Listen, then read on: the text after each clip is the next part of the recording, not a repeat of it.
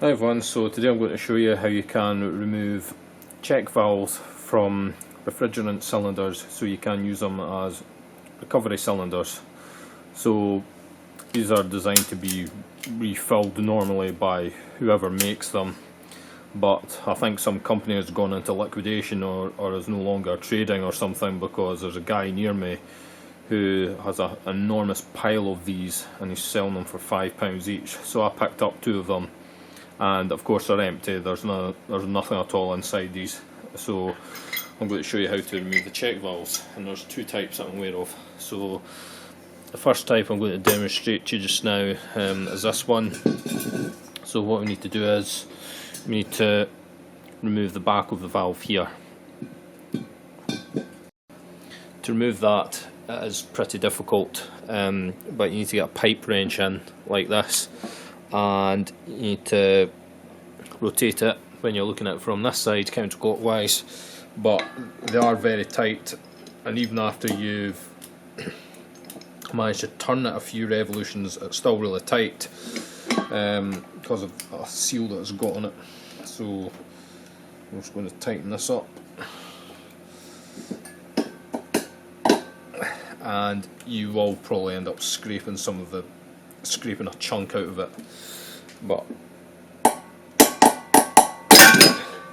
yeah, it's going to be a difficult job, but you've got to try and get that to come off, and it will require a few attempts because these are really well on there. So I'm going to fight with this, and I'll be back when it's off.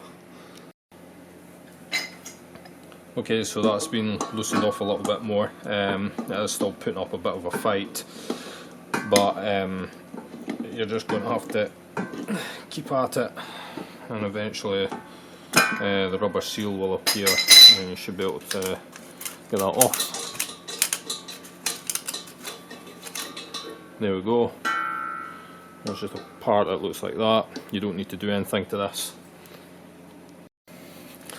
Next, get a hammer and a bolt, stick it in the front of the valve, and then tap it.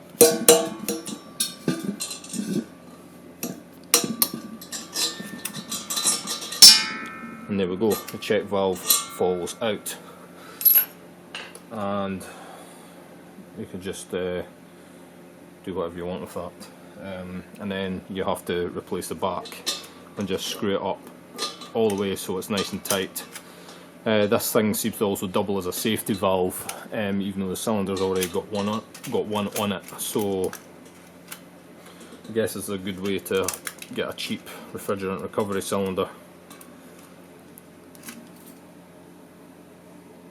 I think the best thing to do is just check that it's still in certification, because sometimes they have a stamp on them saying when they run out. There's also this type, and this one's a bit mangled because I tried to, well, successfully removed it from the cylinder because I just want to use it as a compressed air tank. Sadly these cylinders are quite small, but the advantage they have over propane tanks is they don't stink inside. So with these, you just simply get a screwdriver and just pick the valve out, and then that's it. You can just then use this as a recovery cylinder, so you just imagine that this is sitting on the cylinder. But yeah, I totally mangled this one, sadly. That was before I found my crow's foot wrench and I was able to actually put it around the bottom. But yeah, if you're turning these into compressed air tanks, pour paint in them inside first, because they'll just rust otherwise, and then many years down the line just explode, which will be very unpleasant.